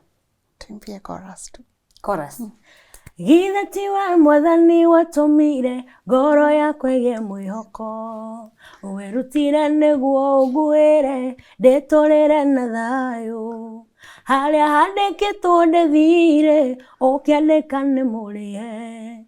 Githetiwe Ngai, githetiwe Jesu, githetiwe Roho, githeti nyua tatu mwarutire wira uyu. Hiyo song ilihit nikiwa Kampoli. Nikwambie venye song ilifanya. Siku ya kwanza kulipwa mahali. Yani kumake any money out of singing, nilienda church fulani, nikiwa nimetembea kama mgeni. Wakauliza any visitor, churches mob hufanya hivyo, kuna session ya visitors. Then wapa mic, usalimiane. Mimi kuchukua mic si kusalimiana like story mingi. Nilienda straight kwa song. Nikaanza. Hiyo venye tu umesema tuimbie chorus. Nikafanya tu chorus peke yake. Nikawaambia hiyo song yangu niko na audio hapa kwa phone, sikuwa na video. Niko na audio hapa kwa phone, naweza wachezea in case mko na time. But chorus nimeshawaimbia. Wakasema tuchezee hiyo song like tuna time. Unaona? Like hawakuniambia next time, hapana. Wakasema niimbe. So nikaimba the audio ikiwa yote sasa. Nikafanya presentation and they were moved. The song was moving. Yani walikuwa moved, wakaleta pesa hapa mbele. Literally. Wakanipea around 12,000. Nilikuwa nimewalk, nilikuwa nimekuja foot kwa hiyo church. So nikitoka huko mpaka karibu nitafute security. 12k. Lynn. Yenye huko naye. Na huko hata na fare. Karibu nitafute bana. So nikaenda home, nikapanga video sasa. Hiyo ndo nilipanga nayo sasa video. Nikasema sasa hii ni ya kushoot video. Nikatafuta jamaa mwingine anaitwa Afundi. Huko tu Nairobi. Afundi alikuwa student. Nikamwambia Afundi, si unaweza nilipisha dopoa juu si qualified sana, unajua. Akuwe tu na video somehow ya kusimamia. Akaniambia sawa. Tukaenda huko Ngong Hills, tukashoot video, tukakuja tukaweka YouTube na ikakaa siku mingi hakuna mtu anaiona. Hakuna mtu wanaipita tu, iko tu na 2 views, 1 view, 3 views. Iko tu hivyo tu. Ikakaa 1 year, 2 years. By the time 2 years inafika, ndio mimi namaliza uni sasa. Can I tell you this? Tulifanya exams za kumaliza uni. Unajua kuna venye uni, kuna kugraduate na kuna kumaliza exams. Kumaliza exams ni kusema from easy exams umefanya, from leo next ni graduation unangoja, si ndio? So this day nilifanya exam ya mwisho day kama ya Monday saa 5 hivi ndio exam imeisha. That same day nikapigiwa na jamaa anafanyanga huko kwa media. Alikuwa anafanya KBC. Akaniambia Phyllis, kuna song nimesikia, alikuwa ametumiwa na my boyfriend that time, sasa ni my husband. Ndiye alikuwa amemtumia hivyo tu ina casual way. Haikuwa ati serious report or anything. So akanipigia kaniambia, though alikuwa ameconverse, I think they had a conversation. So akanipigia kaniambia, nimetumwa song yako mzuri sana na nataka tupange vile inaweza kubenefit. Do you know that was the best news nimeisikia? Aliniita Nairobi, akaniambia tutaanza hapa, tuanze kwanza na kurecord other songs to fill up an album. Then tuchukue hii album tuiuzie watu. Who is this guy? We recognize him. Anaitwa Mushaina Master. Mushaina Master. So jamaa ni mtangazaji.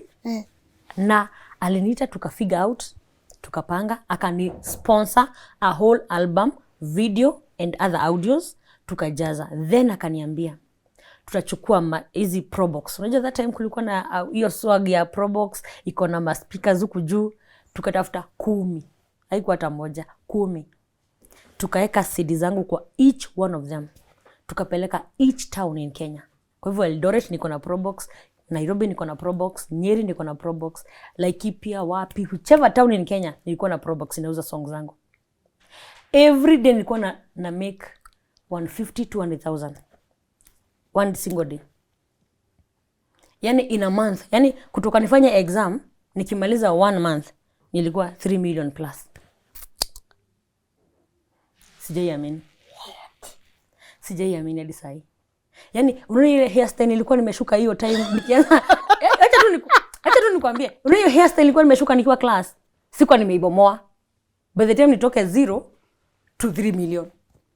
Haikuwa hata nimebomoa. You can imagine una save 100,000 leo, kesho kutwa. Yani M-Pesa mwenye alikuwa ananidepositia alikuwa mpaka amekataa. Yani akaniambia hapana, sikudeposit do anymore.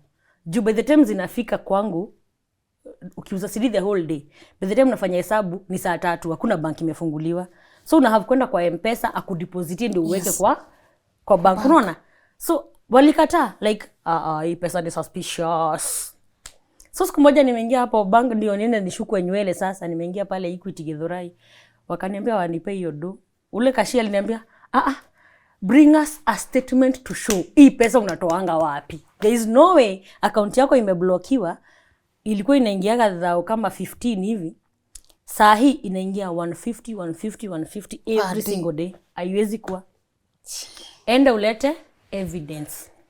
So nikawauliza, ukiuza CD, unapewa evidence gani na mwenye amekupea 100? Unapewa evidence gani? So, that is how close God ali change maisha yangu like within a month. So ile story yenye inanichekeshanga sana ni vile nilienda home kuambia madhe nataka kumjengea sasa. Lynn.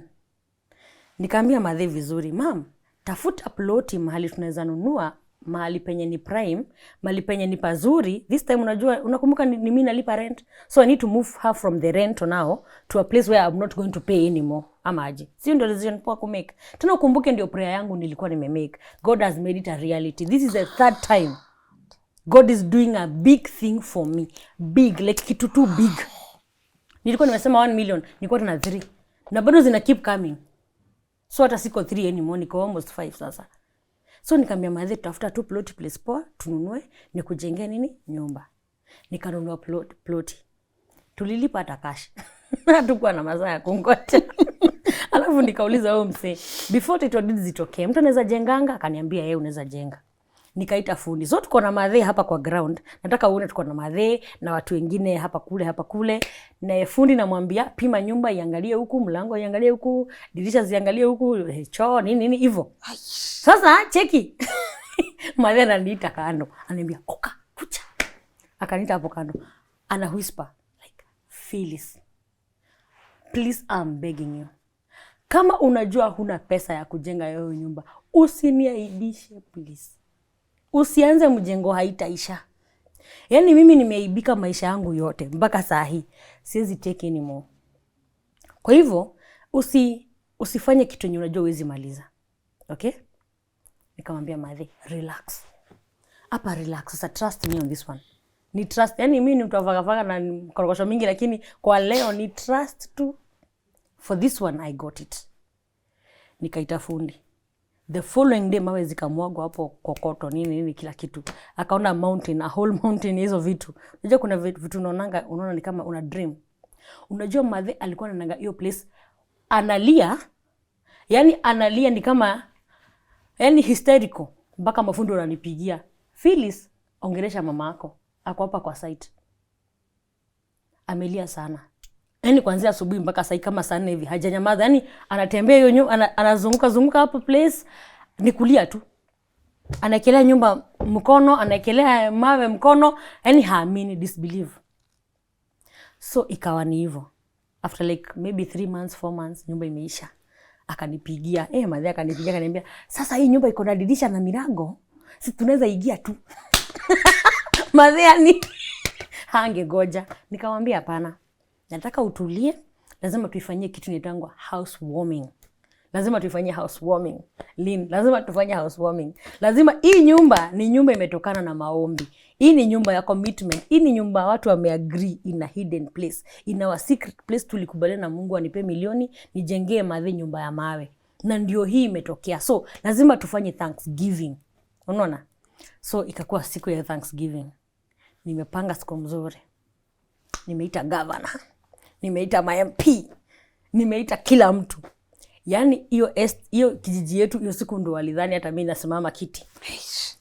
Yaani misafara za magari ma V8. Mimi mwenyewe nilikuwa nashangaa like, "Pia unanijua? Hata nyinyi MP wako hapo." Na sasa hiyo song ina blow kwa YouTube. Hiyo time ndo views zinaenda hivi. Tuko 10 million views, 7 million views. Yaani kila mtu ananiongelelea hiyo time. The best thing niliwahi fanya Lynn ni kujenga hiyo nyumba. After that nyumba, mimi mwenyewe niliongeza 2 kg. Ushaikaa hivi tu ukasikia tu yani nimenona yani niliongeza like 20. Nilikuwa natembea mpaka na shangaa. Ni mimi bado. Yaani sasa hivi unaweza niangalia useme sijanona. Wewe jua nimenona. Na kwa hiyo video uangalie vizuri. Uone nimenona.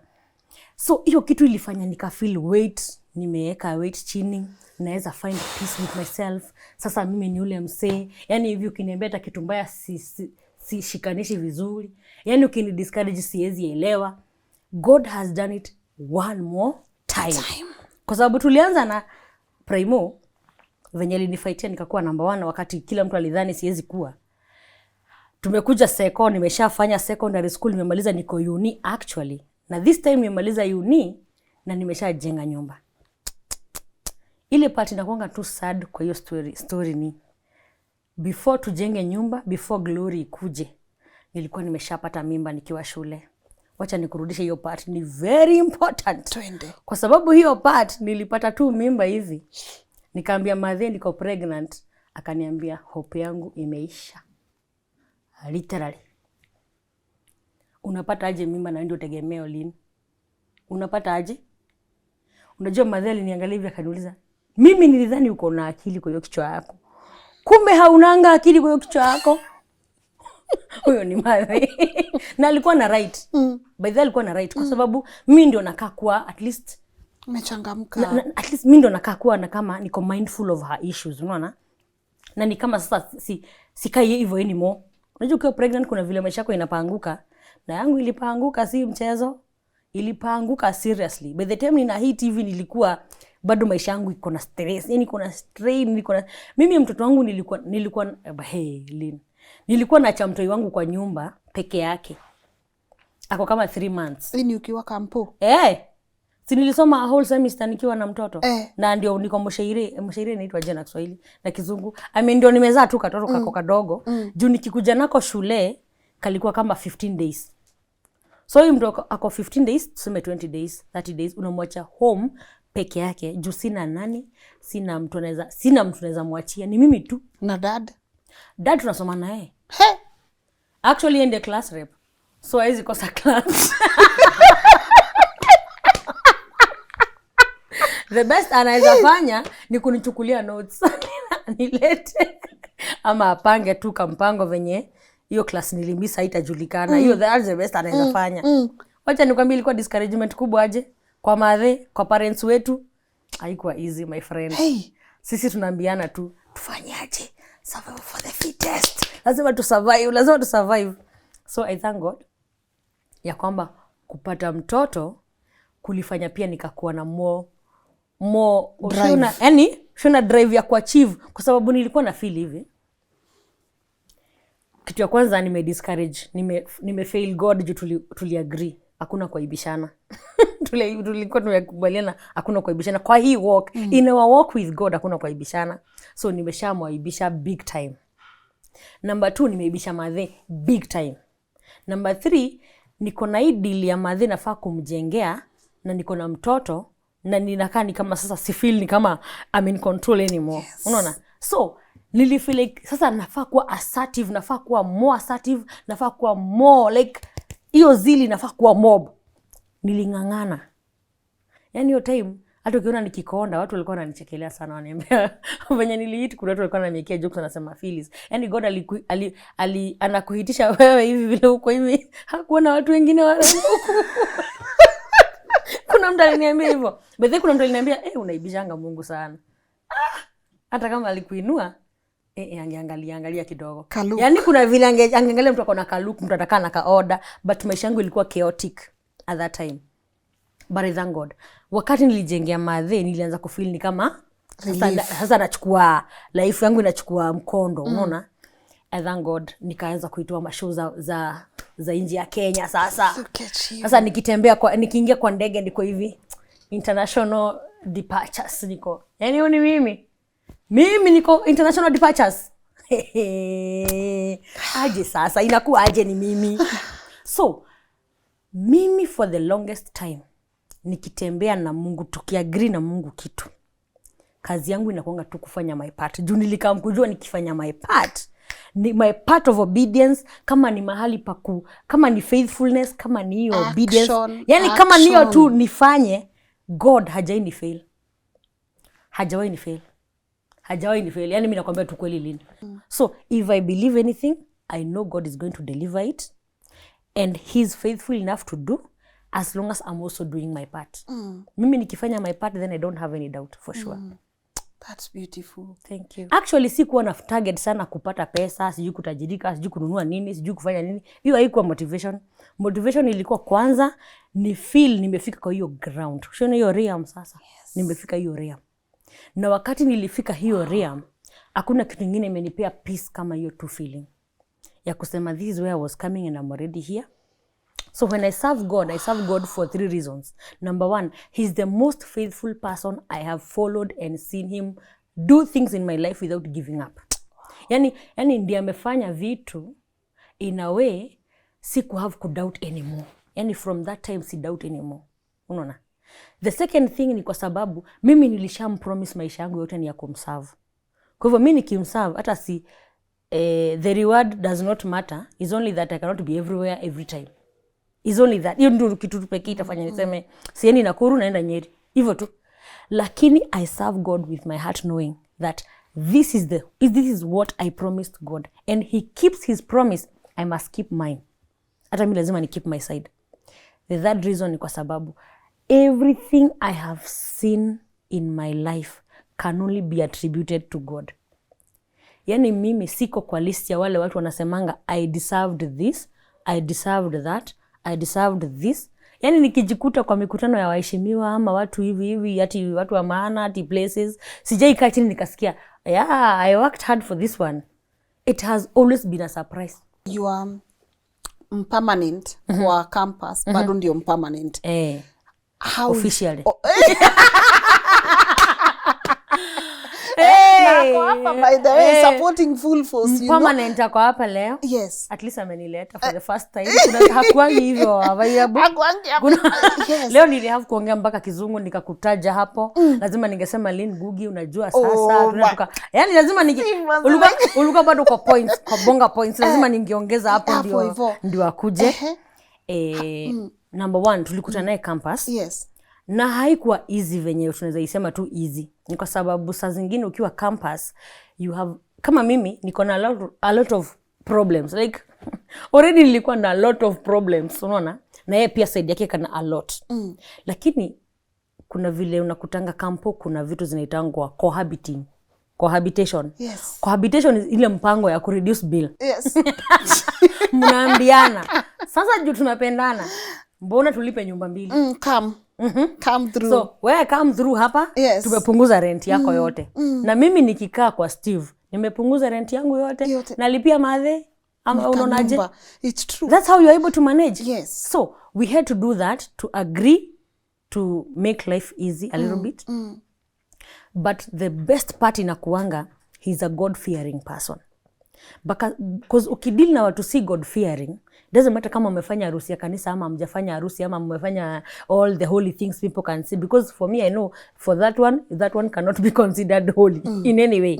But after you've done all the good proper things that you can do, mtu kama sio God fearing, there's a lot of things you will keep not agreeing.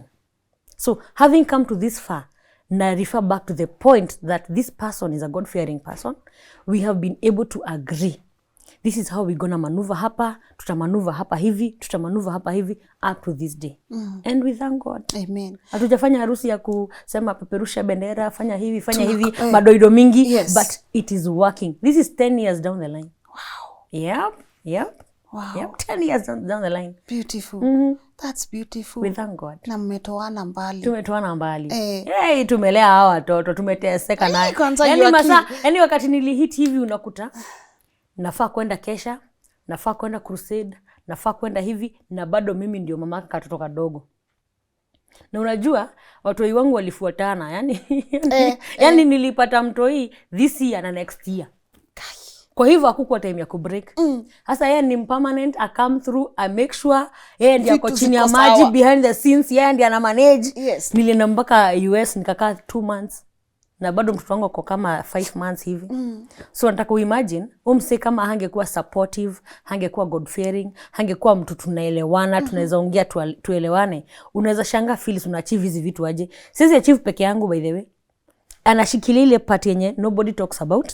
Nobody can mention anywhere else. Hatuna platform nyingine ya kusema kama venye nimesema sahi. But he's the best person. Yani the best thing that happened in my life ni kukutana naye. Na kujua familia tunafanya naye. Because he's able to just understand this situation, kuko kubaya sahi, kuko hivi. Unaenda US na umeacha mtoto wa 5 months. Unasurvive aje? Lakini mimi nilikuwa nalala usingizi. Hakuna kuteseka. Juu unajua mwenye niliachia mtoi. They're in safe hands. They're in safe hands. Yani you are able to have that peace of mind.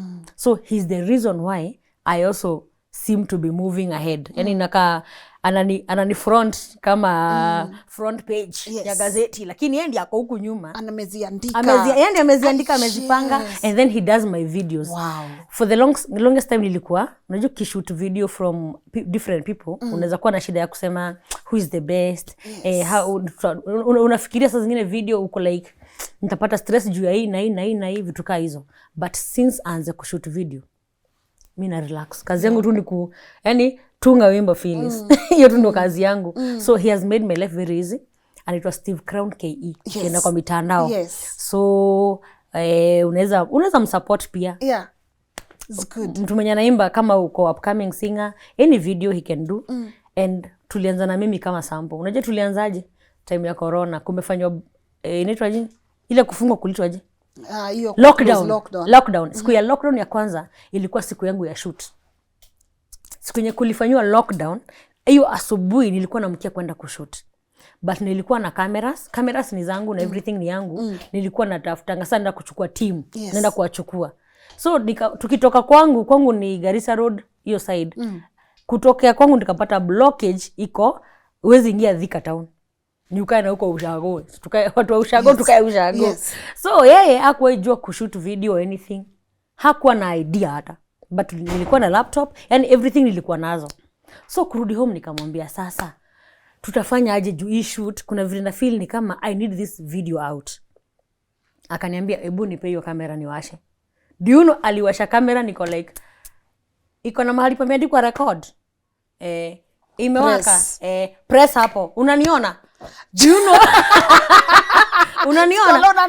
Nilimuuliza unaniona? Imeanza kurecord. Haya tuimbe. Nilirecord a whole song hivyo na sasa iko na millions of views. Wow. Yani kuedit ilikuwa Google, una Google YouTube. How do you edit a video? Ana edit one part ananiambia, "Hii imeshikana na hii." Ukiangalia song inanga madoido. Ni vitu mimi. Ndio exchange tu hapo hivyo. Hakuna hata ka transition kanini. So that is our testimony. That's how he started. Amen. Right now he does great videos. Beautiful. Good job. Na nampenda sana. And he's obviously proud of you. Sijui nimwambie nampenda. Ndio ule pale. Steve weka simu chini. Sasa hivyo ndio wasee ublash. Sasa shika simu. Tunaona uso ndio huyo. Wacha nimjulishe kwamba nampenda sana. Ni yeye unaambia nakupenda. Ni yeye pale. Okay. Nakupenda sana. You're the best thing that happened in my life. You make me the person that I am.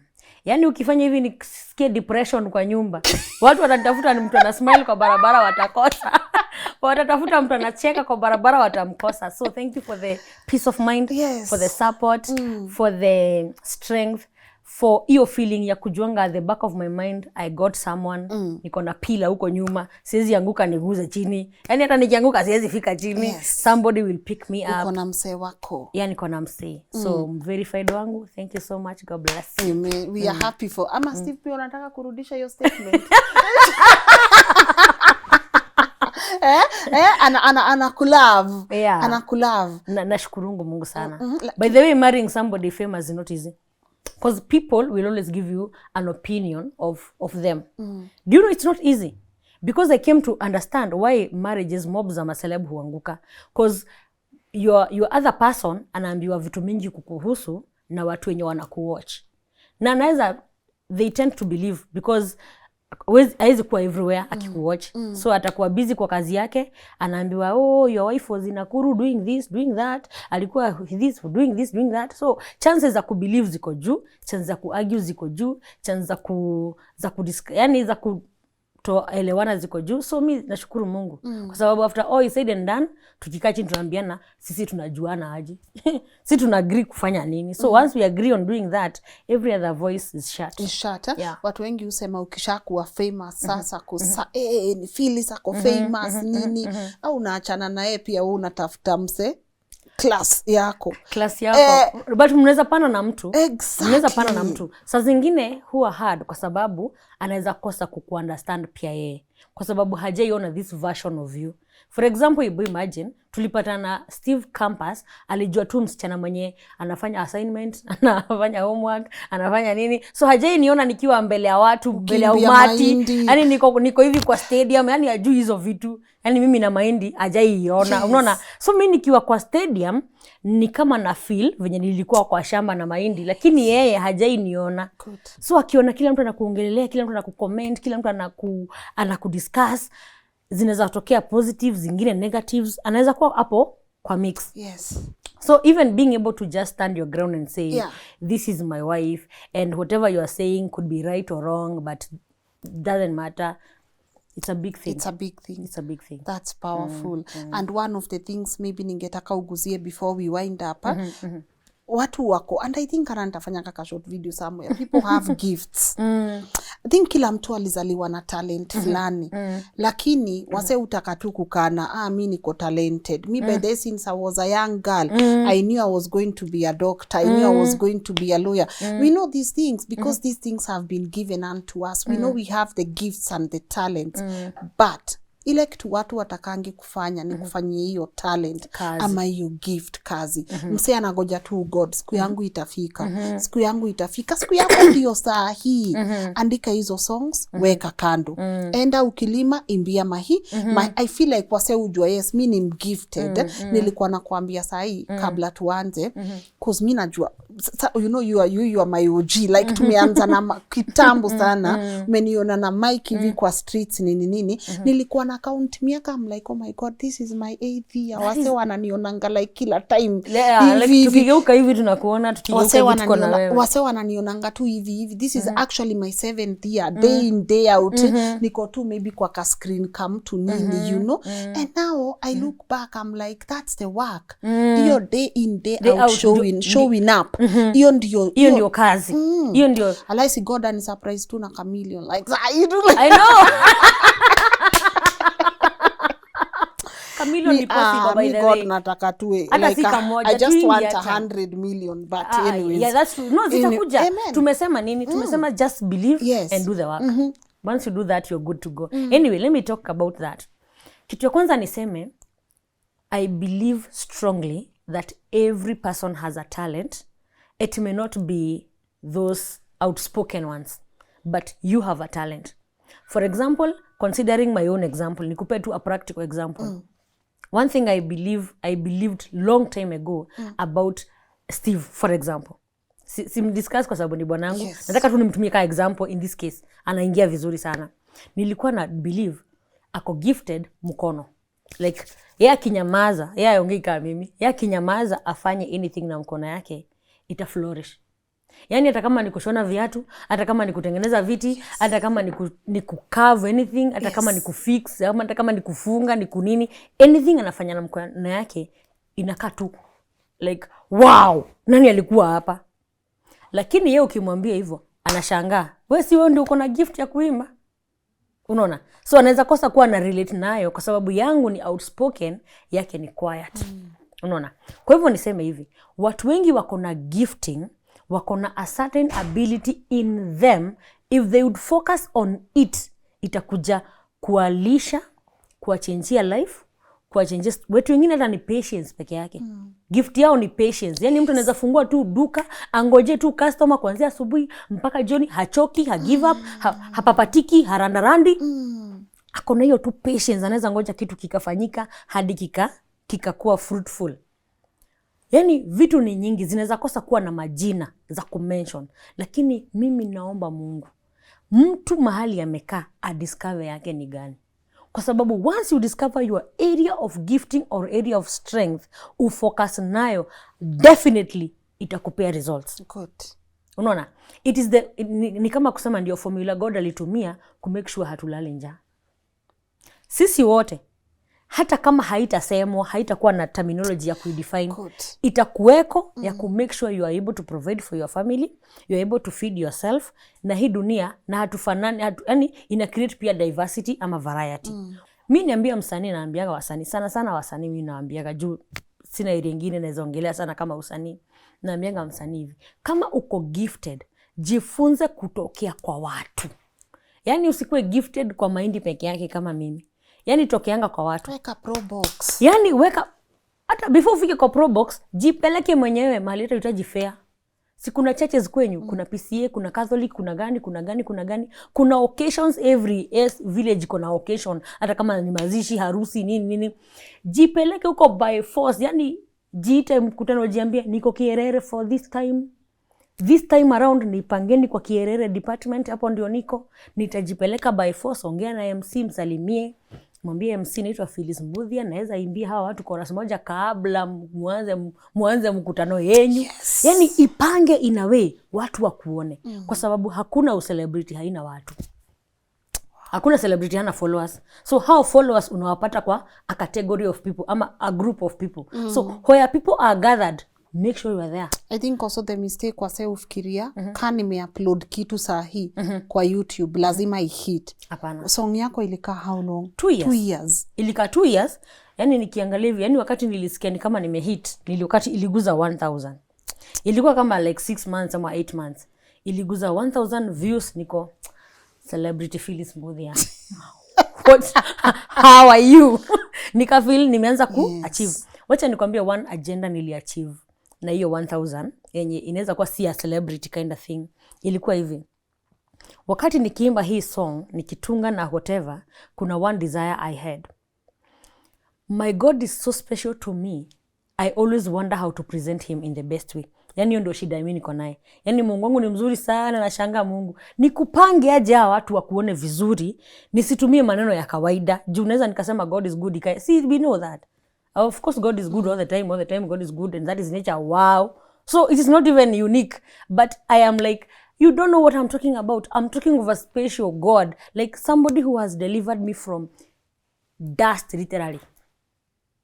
So for me to be even where somebody can just listen, even just the way you're listening, you're doing unanisikiza sahi, already hiyo ni greatness. Unanielewa?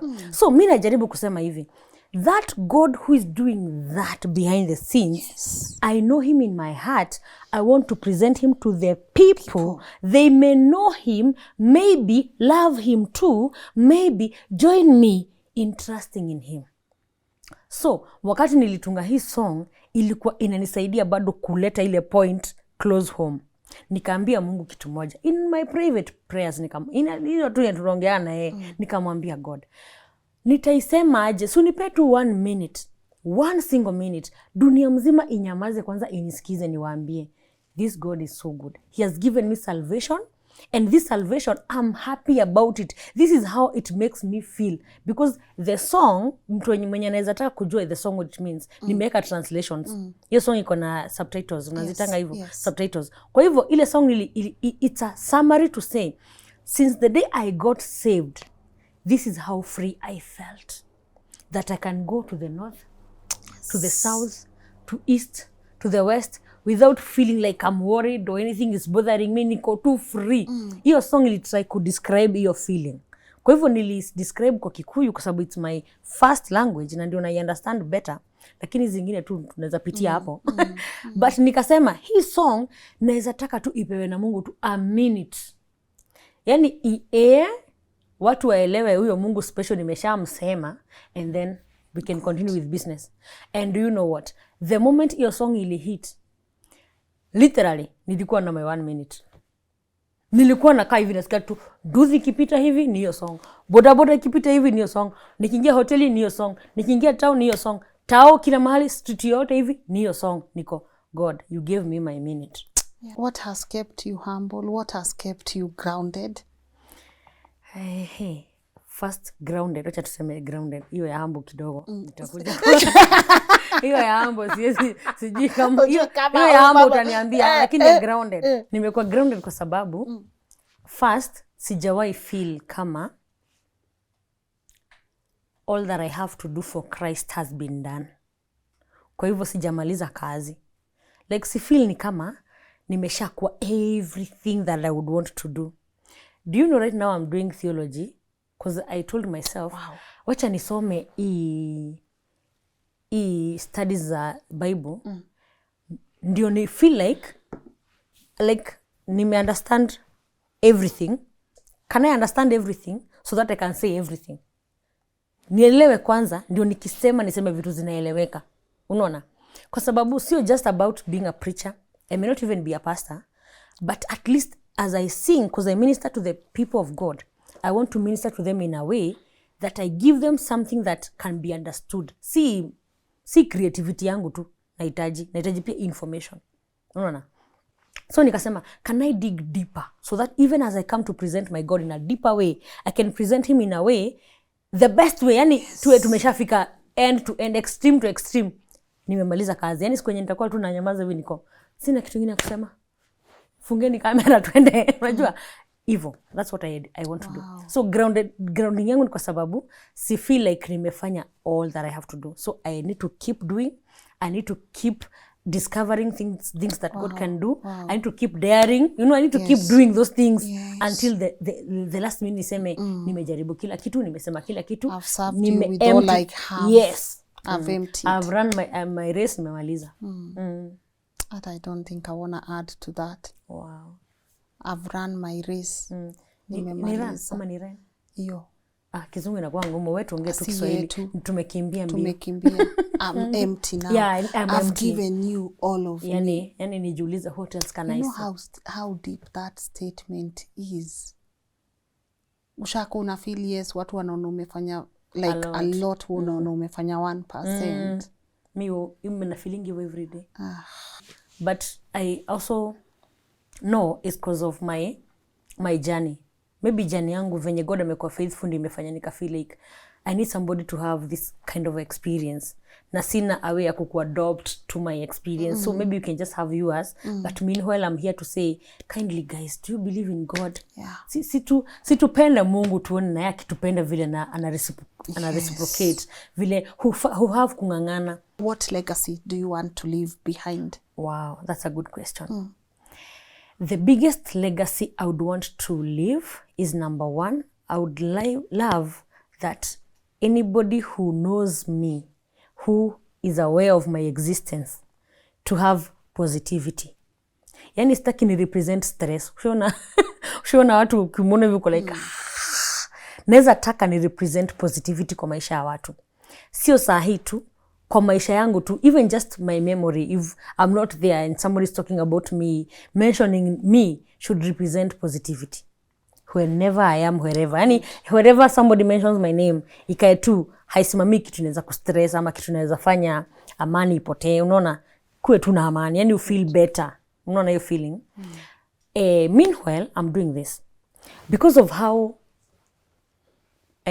people carried me. Like, maisha yangu kusoma, kumaliza, kufika mahali nimefika, ni bits za watu kunisaidia. Yani mimi ni mtoto wa umati yani. Yani nikiita watu hapa waseme mimi nilimfanyia hii, ni wengi. Hakuna vile naweza sema tu ni wazazi wangu wakanipeleka shule, nikamaliza wakanipeleka wapi. No, ni a whole lot of people. Siku moja nikakaa nikajiuliza, Phyllis, wewe kwa maisha yako uko na deni ya give back to the community. Just as people gave back to you. Yani, just as people were able to leave their things and handle your business. From last year, you know, nilikaa ikiwa deni for a long time. Last year, January, nikasema, I'm starting with educating people. So I took 2 students. Nisema student, kids wanakaa wadogo. Form 1 wakubwa kidogo. Nikapeleka shule. Mmoja nikampeleka Nyahururu Boys. Na moja nikapeleka Ole Tipis Girls. Wow. Actually jana juzi ilikuwa visiting day. Nilikuwa kuna just feel too potion, like feeling ya wow. See what the Lord has done. Ukiona mtoto ana smile. Kwa sababu mtoto alikuwa amepata 390 something pia yeye na ako home mpaka form 1 ameshaingia. Like ako desperate. Alikuwa ananiandikia text kila asubuhi akiamka, Phyllis Mbuthia, God is telling me you are going to take care of me kkk. Somehow na ignore tu watu ni wengi wanaandika vitu kama hizo. I know in your platform hata unakuwa na message kama hizo. So sometimes you don't pay attention to them because there are many. For me I just do one prayer like I do, mimi nafanyanga one common prayer. Nita sport. Yani mimi nafanyanga tu prayer moja, nasema God, every person who writes to me or thinks I can help them and you know I cannot, please visit their case. Nikimaliza hivyo wenye wataandika leo sijui nini naweza kosa kubodha. So this one message kept coming. Nikiangalia naona kuna history ya more. Mpaka siku moja nikamuuliza, sasa wewe unaweza pata uniform basi nikupeleke shule? Akaniambia mimi hata uniform sio nikipata. Venye nilimwambia save as much as you can, aliniambia after like 3 weeks save just 200 Kenya shillings. Nikajua this is a serious case. Juu mtu akipewa chance kama hiyo unaweza ngangana hata upate 3,000 kama 5 ama aje. Nikaona hii ni serious. Nilimchukua from kwao huko Umoja One, nikampeleka shule, nika make sure kwa shule na ako sawa, nako happy. Every time she writes me a message she says, "Mom, I'm making sure utaiaibika kunita shule." And I tell her, mimi nilikuwa na feel that same feeling wakati watu wengine wanachukua, wana carry my burden, na feel I cannot fail them. That's why I'm who I am today, because I had all the reasons to be successful for them. Now wewe na wewe umechukua chain nyingine. So from last year, now this year pia nikakuwa na wawili. So I have like 4 in high school right now. And I thought of making it into a foundation setting so that now other people can also help me do this. Because with other people helping me, it's easier. We can even do more. And you reach more people. Yeah, we can do more people. Because for me, nikiwa peke yangu hao 4 wametosha. Uniform 1 hadi form 4, maybe college, maybe something. So I may not add more. But nikasema, why not open the doors to other people? Into Phyllis Mbuthia Foundation. Wow. We are yet to have physical location and things like that because we are just starting. But at least our kids are in school. Na wanasoma. So sasa tunangangana tu after school fees to make sure wako in school, wako in good condition. Labda ya simu tu. Labda tu yangu personal. Because hizo zingine, hizo setup official sijazifanya. We are in the process of registering bado. So labda tu niseme tu yangu. Uko free kusema? Yeah, Mungu nitawapea. Anybody mwenye anaweza taka kunisupport juu wako karibu kufunga shule. Next time inaanza. I'm not saying this cause sisemi munisaidie kwa sababu ati niko na issue, hapana. Naweza taka kuisema hivi, just partner with me if you also feel like this is a good cause to do. Kwa sababu nikiwapeleka shule nilikuwa nimeshachapa maombi yangu ile tunaombaga special. Na najua tu Mungu, we got this, you know. It's our formula. But anybody who feels like it's a good way to partner with me and help me before we make the foundation too official or have those official channels, we can just use my number. My number is 0713 210 255. Okay. 0713 210 255. Hiyo ndio namba yangu any other day. Hata tukiongelea music, tukiongelea functions, watu wenye wako na mafunction, juu wengine wako na harusi, wengine wako na church service, wako na mambo mengi. Hata US, hata Canada, hata Australia. Kwa nini? For global stages. Oh, thank you. We are having one event in July 13th. Wapi? Kutakuwa huko Seattle. Huko Seattle nitoka Washington State. Kutakuwa na, it's a big outdoor event. Inaitwa Kenya Fest. Good. Kenya Fest tunaifanyia nje. Nasema nje kwa sababu nimefanya occasions mob ziko in-house. This time tutakuwa kwa study mahali nje. So ni manduru na wapi kelele, mikono juu. This time itakuwa more fun. I can imagine itakuwa more fun. Tutakuwa wengi sana huko. Mimi nitakuwa pia, mimi ni guest. Na already najua niko set kwa sababu tuko na tickets zetu already, tuko na everything. Yani tumeshajipanga, tunangoja tu siku. July 13th tutakuwa Washington na tuko na ingine pia Texas the same month. So niko na posters zinaenda around. Watu nunue ma tickets tukutane huko. Kama uko US July 13th niko na form. Yes. Tukutane kwa ground, tufanye songs zangu, nitakuwa nafanya live performance. For the first time sijifanya live kwa my international stages. So we're gonna do that. Yes. Kikuyu to the world. Yes, and nilikuwa hata niseme sometimes you don't have to make it in common areas. Some people think I have to shine in Swahili, English. You can do that in your ile place in yuko comfortable. No, but actually I'm about to let you go, but able to imbie sasa wimbo from the beginning as you wind up the show. Which one? Okay, we have another song coming up with Guardian Angel. Yes. Sababu Guardian napenda nyimbo zangu za Kikuyu na elewi kitu. So mna mix. So hatujafanya mix. Yes. Tunafanya Kiswahili. Good. But it's a good one. And that one will be amazing. It's a good one. So maybe watch out. Yes. In the course of the month or even we are shooting the video because the audio is already out. I love and it. It sounds amazing. I love it. Kabla utuimbie, acha niwafungie ndio utuimbie ifunge show, si ndio? So guys, as always, let me know what you think. Ama kuna kitu kingine ungetaka kuongeza kabla nifunge hiyo show? Yeah, let me know what you think on the comment section. This show has been a blessing not only to me, but to so many of you. Guys, your gift. Hiyo kitu kona ifanyie kazi. Unajua when Jackie Nyaminde was here and she said, do big things in those small places you are in. Do big things. Enda uimbie mahindi. Utajuaje ka vocals ziko usipo practice. Unagoja tu ati God perform miracle mimi niingie kwa studio nikili kitu. I see. Even on my email, people tell me, Lynn, please, I have this gift. I know nini. All I just need to do is get this. I'm like, have you tried in the small spaces that you are in? Unasikia mse anatoka, anaenda anaona mtu wa CD anamuuliza, wimbo nini, mse anapelekwa studio. Tena ndio hiyo mtu ameshutiwa video. Kidogo ndio mtu amemeet Destiny Connect. And ndio hiyo Probox ziko everywhere. And learn to market your art. Some people are also so comfortable. I've done my part. I've uploaded. I only have 300 views and then you give up. Please don't give up. Keep pushing. Your day is coming and you do not have to have come from the best of families to be able to shine. Just do what you can in your small spaces. You get what I'm saying? So thank you for watching.